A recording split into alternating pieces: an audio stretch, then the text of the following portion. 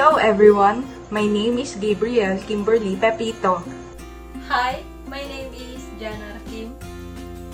Hi, I'm Marie-Claire Sendico, and in this video, we're going to talk about one of the basic physiological needs, which is nutrition among critically ill patients. So, what is nutrition? In fundamentals of nursing, nutrition is defined as the sum of all the interactions between an organism and the food it consumes. In other words, nutrition is what a person eats and how the body uses it. On the other hand, nutrients are organic and inorganic substances found in foods that are required for body functioning. Adequate food intake consists of a balance of nutrients like water, carbohydrates, protein, fats, vitamins, and minerals. Critical care nursing is defined as a specialty within nursing that deals specifically with human responses to life-threatening problems. On the other hand, critical ill patients are those who are at risk for actual or potential life-threatening health problems. So what can cause alterations in nutrition among critically ill patients? Nutrition is essential for good health, but it is especially important in times of serious illness when the body is under psychological and physiological stress. Therefore, critically ill patients are at high risk of malnutrition. This may be caused by certain factors such as stress response, wherein the body may respond to certain changes in hormone levels that may alter metabolism. So during critical illness, the patient is in a catabolic state, rapidly breaking down all the body's stores of nutrients.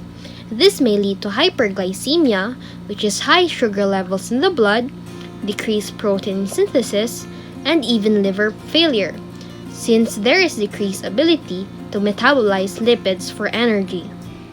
The second one is immune response. So there are alterations in nutrition that can affect the microbiome, which are the genetic material of all the microbes such as bacteria, fungi, protozoa, and viruses that live on and inside our human bodies.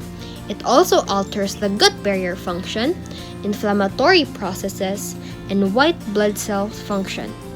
Thus, these responses may lead to malnutrition. So malnutrition, or more specifically, undernutrition, predisposes critically ill patients to hair loss, poor wound healing, muscle wasting, generalized weakness, poor immunity, organ dysfunction, and even death. To sum it all up, physiological stress and immune stress responses can cause changes in the body, and this can put a critically ill patient at risk for developing malnutrition. What are the different types of feeding as well as the roles and responsibilities of the nurse in the ICU? Enteral nutrition. It refers to the delivery of nutrients into the gastrointestinal tract, which is the preferred route of nutrient administration unless contraindicated. It is given to meet nutritional requirements when oral intake is inadequate or not possible. It is the preferred support in critically ill patients. It may decrease the incidence of infection in critically ill patients. It depends on an intact bowel that is able to absorb nutrients. Parenteral nutrition. It refers to the infusion of nutrient solutions into the bloodstream by some form of central intravenous access catheter. It is given if the patient is unable to tolerate enteral nutrition. It may also be used if patients are unable to meet their nutritional needs with enteral nutrition alone. Nutrition therapy and goals.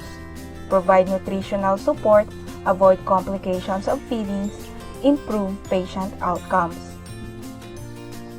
Roles and responsibilities.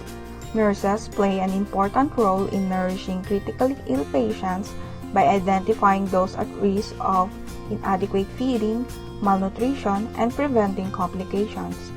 It is important for the nurse to document daily weights, tolerance to eating or feeding, and evaluation of enteral or parenteral intake of the patient. Review any changes in medications and decisions are made regarding whether the patient is meeting intermediate outcomes toward the goals of nutrition. If goals are not being met, reassessment of the plan is necessary to help patient to achieve optimal nutritional goals. Assessment of weight loss, elevated glucose levels, the appearance of dehydration, and fluid overload are indicators that the nutritional care plan may need to be adjusted. Nutritional support is critical for the successful management of critically ill patients and for achieving the best possible outcomes.